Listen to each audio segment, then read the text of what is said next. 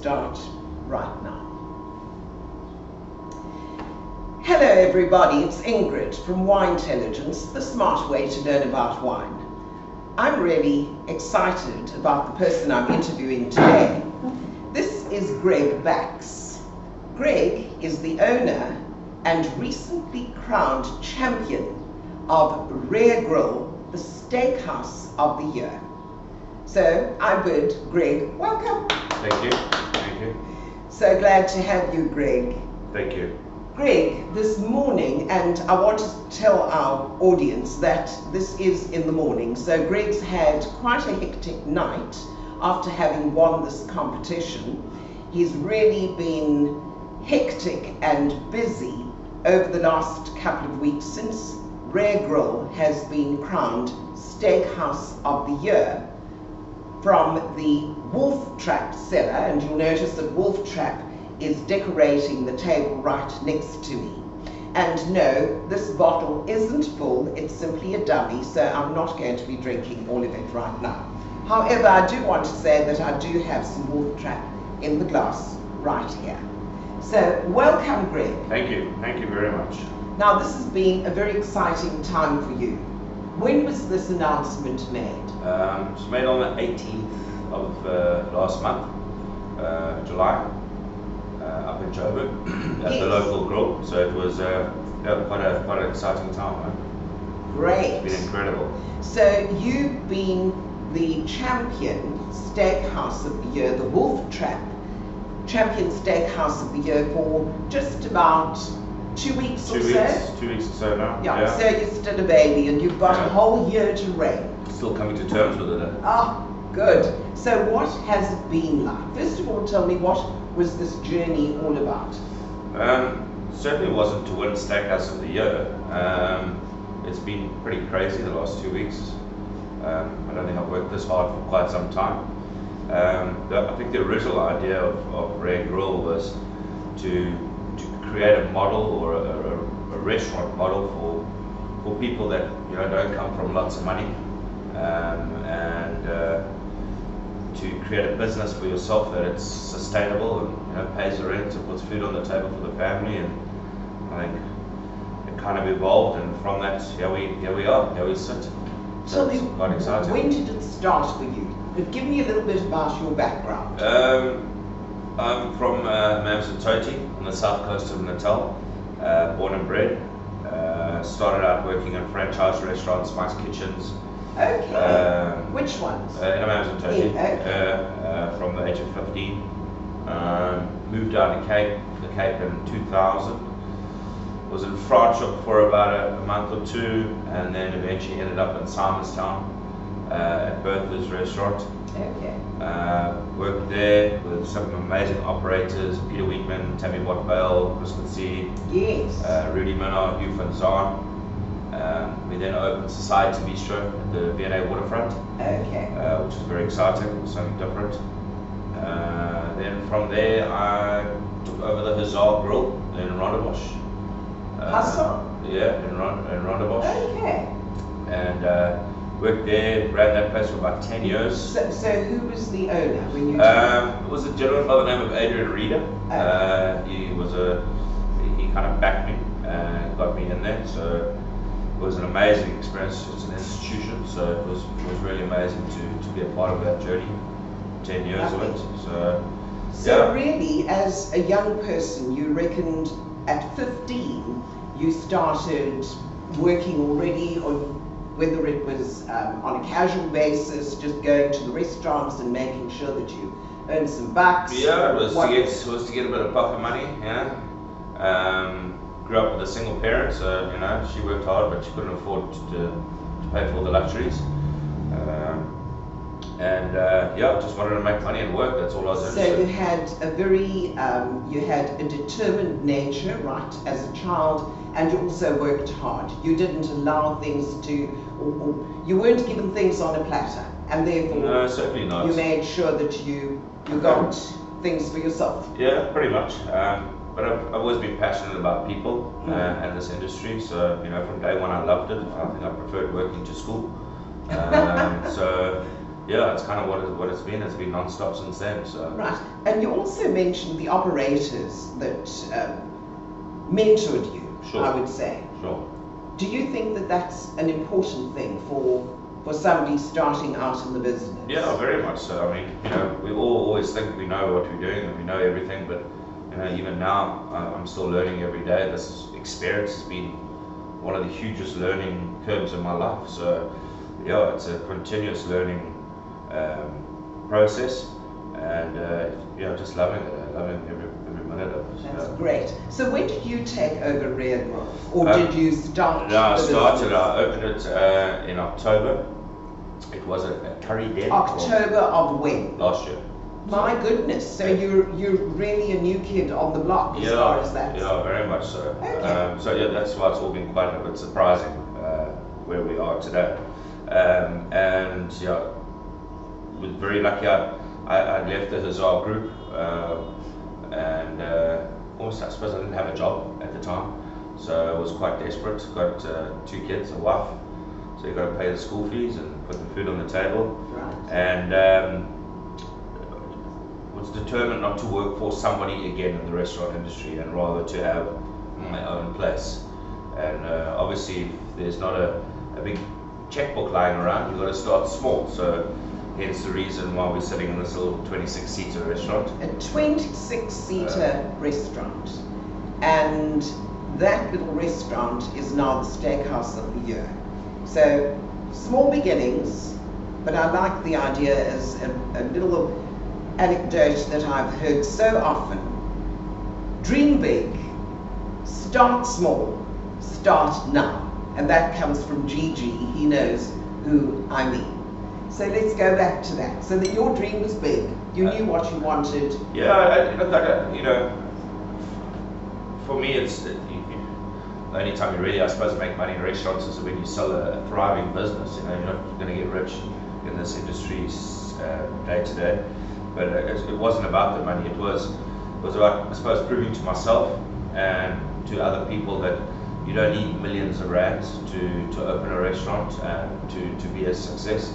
And what I've noticed in this industry in all my years I've been in it is that there's a lot of guys and girls who come from a background where there's not a lot of money, but truly have the ability to own their own little establishment. And there's almost been like a death of the small owner-operated restaurants. It's all of these big franchises. It's millions and millions of rands getting thrown around, and people are getting caught up in it. And too often, these young, amazing, talented people are getting stuck in middle management positions, and that's kind of where they end up, you know.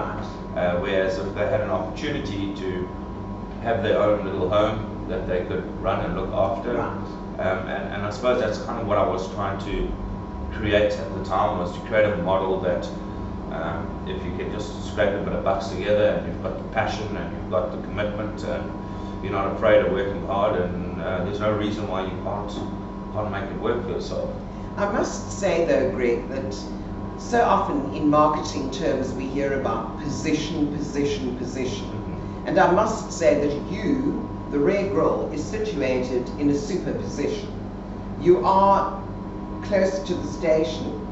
You've got a lovely parking lot where people can actually come and park their cars and feel fairly safe. You also are surrounded by quite a number of other restaurants who are successful in their own right. So you're sitting in a nice spot, except when I came in here, I wondered, where is this place? And I went to the place opposite, and they said, no, you've got to go past that one, and then past that, and then past that one right at the end. And I tried to find where it was. So you're very hidden, even though you're in a nice spot. But it's one of the main reasons I didn't have any money when we opened a big fancy signage. So now out there, Greg needs some signage. So yeah, well, hopefully these boys will help me out. It's almost a little bit of part of the appeal. I think that we kind of hit the way. Yes, I think but so. You know, another thing that I've learned is that it doesn't matter where you are. It doesn't matter how big you are. It doesn't matter how fancy you are, or how amazing your food is. At the end of the day, if people love you and they love your product, and it doesn't matter if there's no parking, they will find a way to come and join you. So, you know, yeah, I'm not the biggest guy, I'm not out in the front, but it's all good. We're having fun. That's fantastic. Yeah. So you only opened October 2016, and within less than a year, you have grown, and this is what you have. Yeah. What made you enter the Wolftrap Steak House of the Year competition? It wasn't actually, I didn't even know about it, and it wasn't even my intention to enter. One of the wine reps came and saw me and said, listen, Wolftrap's running this steak competition, and all of us at the office are talking about all the amazing reviews that you're getting online, and don't you want to throw your hat in the mix? And I thought, well, I don't have a massive marketing budget, so there's no harm in getting a bit of free exposure. Very good. So, you know, threw my name in the hat, and here we are 3 months later, doing an interview. There you go. Now that's really, really fantastic. I want to just add, Wolftrap has been doing this competition for 5 years. Yeah, please. When I was doing my repping and running the on-consumption division at one of the large corporations, we started a steakhouse competition, and that was, and I'm just going to mention the name because I have to, it's the granddaddy of wines, the Chateau Libertas Steakhouse competition. We ran that, and you know, it's been taken by Wolftrap, and it's in its 5th year already. So that's very exciting indeed. So what do you hope to achieve having won this competition? Just to enjoy it, hey? I'm just loving it. It's amazing to have the opportunity to truly do what you love. There's not many people that get that opportunity, so yeah, just spreading the love and enjoying the moment, I suppose. It's not great. There was no end goal. It was just to survive and pay the rent. And now tell me, I was chatting to Justine a little earlier. She tells me that you also do a steak cooking class. Oh wow, a steak cooking class. Now there we have something that many of you are going to want to come and see and do. So yeah, when I was with the Hussar Grill Group, I started a collaboration with Silwood Kitchen, where we did a steak masterclass. So it was, you know, just a fun night out with myself and a winemaker.